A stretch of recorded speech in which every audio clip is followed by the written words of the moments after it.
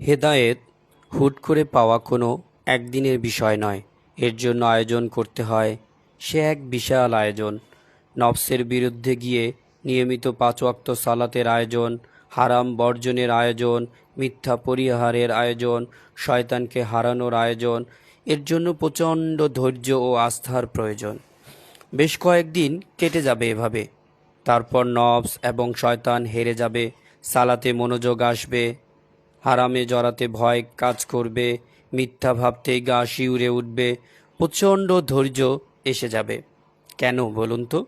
কারণ আপনি তো প্রথম ধাপে আল্লাহর দিকে ধীরে ধীরে এগিয়ে যাচ্ছিলেন, তাই স্বয়ং আল্লাহ আপনার দিকে দ্রুত গতিতে এগিয়ে এসেছেন। তাই শুধু হেদায়েতের অপেক্ষা করে নিষ্ক্রিয় হয়ে থাকলে হবে না। চেষ্টা করতে হবে। যে আল্লাহর দিকে হেঁটে যায়, আল্লাহ তার দিকে দৌড়ে যান, যাকে বলে হেদায়েত। হেদায়েত পেয়েও হেদায়েত হারিয়ে যায়। হেদায়েতের চর্চা করতে হয় নিয়মিত। ধরুন আপনি নফল ইবাদত করছেন, একদিন ছেড়ে দিলেন, দেখবেন সেই নফল ইবাদত আর তুলতে পারছেন না। আস্তে আস্তে আপনার ফরজ ইবাদতগুলো আপনি গাফিল হয়ে যাবেন। আমাদের জীবনে আমরা যেন হেদায়েতের উপর অটল থাকতে পারি, এর জন্য আল্লাহর কাছে দোয়া করতে হবে। আল্লাহ আমাদের সবাইকে কবুল করুক, আমিন।